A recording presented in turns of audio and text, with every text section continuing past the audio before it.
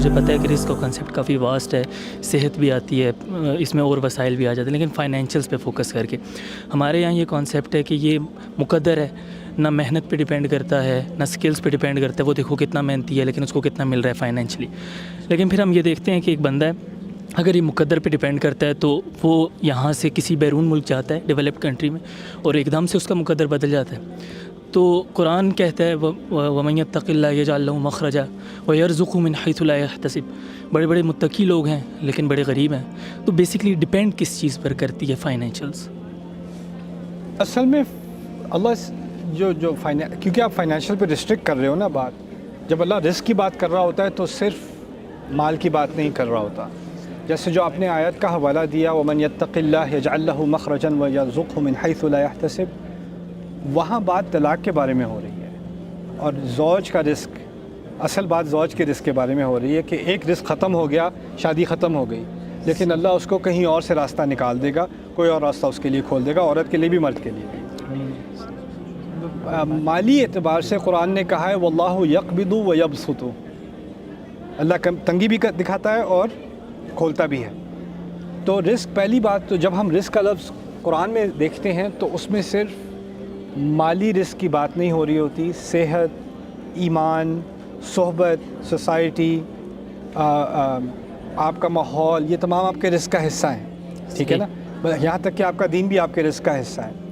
لیکن پھر مالی اعتبار سے اللہ تعالیٰ نے کہا ہے وَلَا تَتَمَنَّوْا مَا فَضَّلَ اللَّهُ بِهِ بَعْضَكُمْ عَلَى بَعْضٍ، آپ کو آپ کا حصہ ملے گا، کسی اور کو اس کا حصہ ملے گا.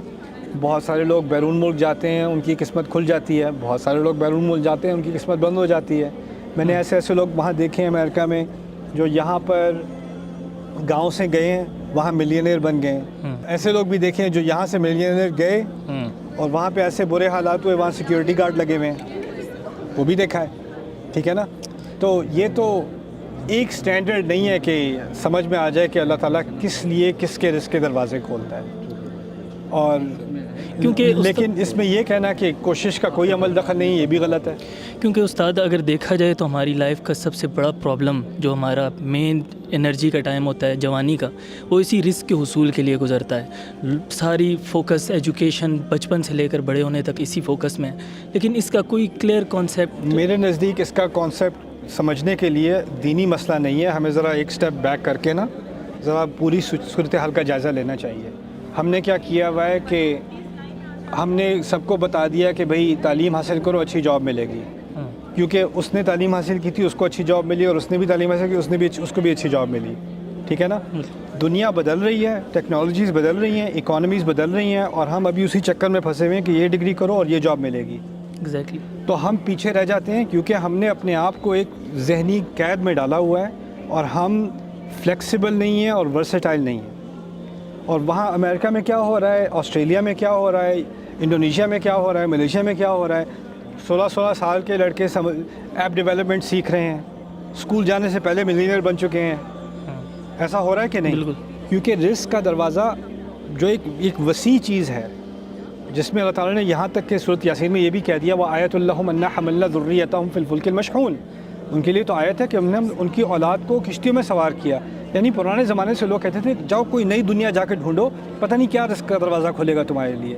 لیکن ہم نے کیا کیا ہے، اگر کامیاب ہونا ہے ڈاکٹر، انجینئر یا فلانے یا فلانی یا اس گریڈ کی جاب یا یہ بس یہ 4-5 راستے ہیں رزق کے، باقی سب ناکام لوگوں کے لیے.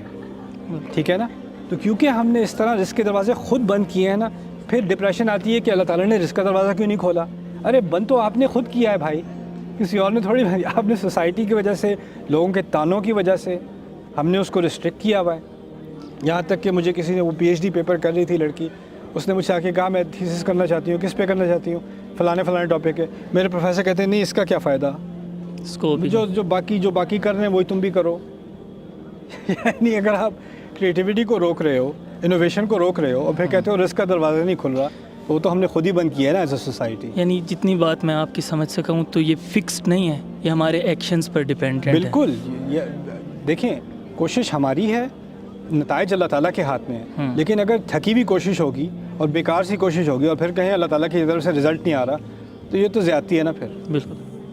Thank you. You welcome.